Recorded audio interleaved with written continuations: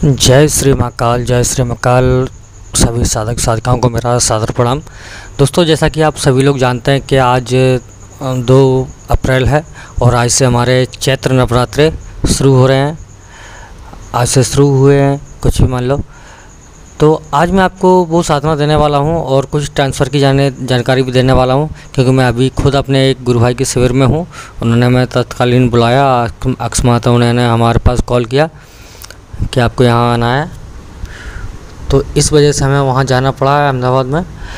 तो इस वजह से हम थोड़ा असमर्थ हैं, और लेकिन इसी नवरात्रि में हम आपको साधना ट्रांसफ़र भी देंगे कि जो कि आप अपने घर बैठे प्राप्त कर सकते हैं। आपको घर पे ही हर सुविधा उपलब्ध करा दी जाएगी। अगर कोई आप साधना करना चाहते हैं तो वो साधना भी कर सकते हैं। तो एक बार मैं फिर से कहूँगा, अगर अभी तक आपने हमारे चैनल तंत्र मंत्र साधना को या मंत्र और साधना को सब्सक्राइब नहीं किया है तो चैनल को सब्सक्राइब कर लें और आगे बने बेल आइकन को प्रेस कर लें, जिससे आने वाली हर एक वीडियो का अपडेट आप ले सकें, या अगर जब भी मैं लाइव आता हूँ तो लाइव का भी अपडेट आप ले सकें। तो दोस्तों, आज हम बात करने वाले एक दिवसीय साधना जो कि हमारे इस नवरात्रि में होगी, जिसको हम बोल सकते हैं भैरव भूत साधना, मतलब भैरव भूत साधना या बटुक भैरव की साधना भी कह सकते हैं। ठीक है, तो सबसे पहले हम बात करेंगे भैरव भूत साधना की। तो भैरव भूत साधना क्या है? एक बहुत ही प्राचीन साधना है। इस साधना को आप किसी भी बंद कमरे या एकांत स्थान पे या किसी जंगल झाड़ी में या किसी नदी किनारे कहीं भी कर सकते हो, जहाँ पे अगर आपके घर का माहौल ठीक नहीं होता है, आप बंद कमरे में भी कर सकते हो।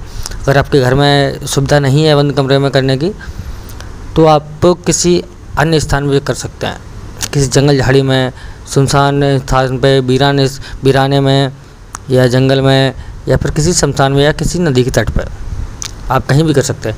और ये साधना इतनी खतरनाक, देखो ये जो एक दिन की साधना होती है वो थोड़ी सी खतरनाक होती है, तो इसलिए इसे आपको गुरु का होना ज़रूरी है, आपके गुरु का सहयोग होना ज़रूरी है। गुरु, जब तक आप गुरु मंत्र नहीं लेंगे या गुरु दीक्षा आप प्राप्त नहीं किए हुए हैं, तब तक ये साधना सफल नहीं होने वाली। ठीक है, तो इसलिए, या फिर आप ब्रह्मचक्र का आपने धारण किया हुआ हो या भैरव तंत्र धारण किया हुआ हो शरीर में, तो आप कर सकते हैं।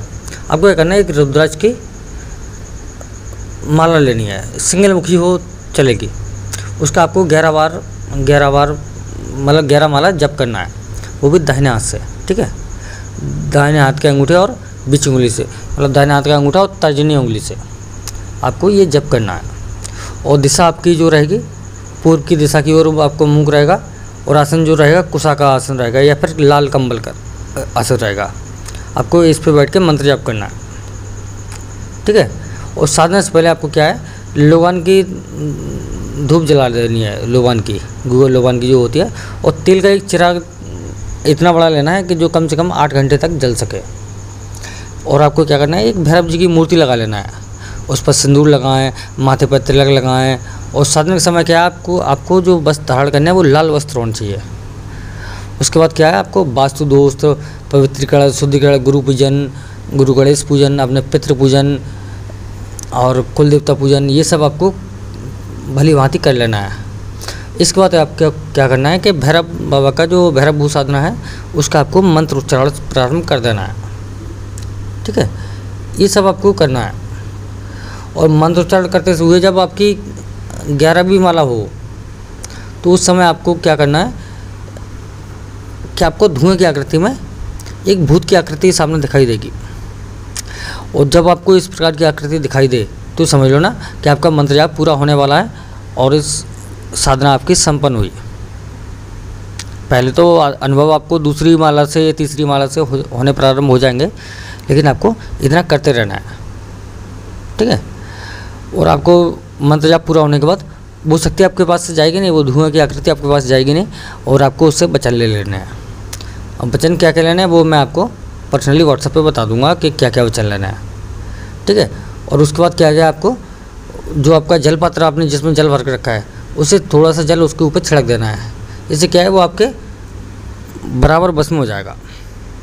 ठीक है, और आप जब भी आपको बुलाएंगे, आप उसको बुलाएंगे शक्ति को, तो वो तुरंत आपके पास आएगी 1 सेकंड के अंदर में। ठीक है, तो वो उसके लिए होता है। और आपको कोई कार्य करवाना है या कोई कार्य के लिए आदेश देना है, ये जैसे मारण वशीकरण या धन संबंधी कोई कार्य या कोई अन्य कार्य वशीकरण, तो कोई भी कार्य के लिए आप उनके भैरव जी का जो शिव अवतार है तो उसके मुख का मतलब अपने मन में छवि बनाए और उस प्रेत आत्मा का जो भैरव भूत है उसका आप आह्वान करें, उसके मंत्र का जाप करें।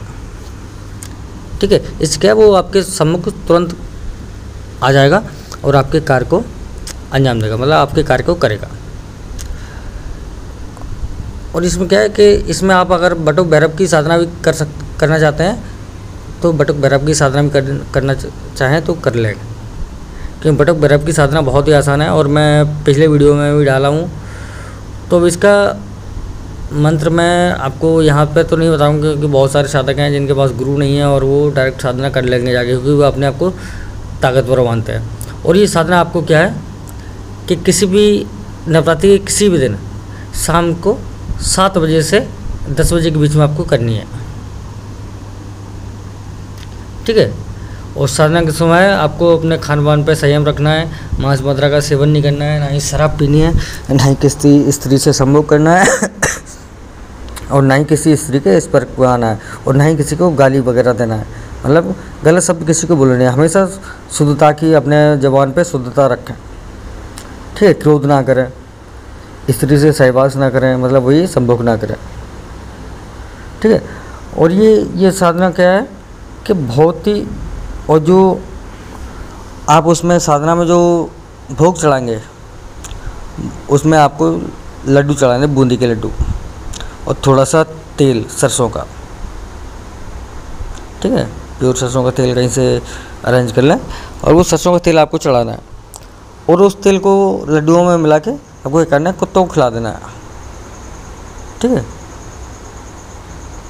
भोग भैरवनाथ को चढ़ा के आपको वो कुत्तों को अर्पित कर देना है। ठीक है, और अगर आप इनकी पूजा प्रतिदिन कर सके तो बहुत ही उत्तम बात है, ये आपके लिए बहुत ही उत्तम होगा कि आप इनकी पूजा प्रतिदिन करें। ठीक है, तो ये थी हमारी जानकारी। अब बात करेंगे हम ट्रांसफ़र की। ट्रांसफ़र के लिए हम अगला वीडियो अलग बनाएंगे, तो वो आप हमारे चैनल पर देख सकते हैं। तब तक के लिए जय श्री महाकाल, जय श्री महाकाल।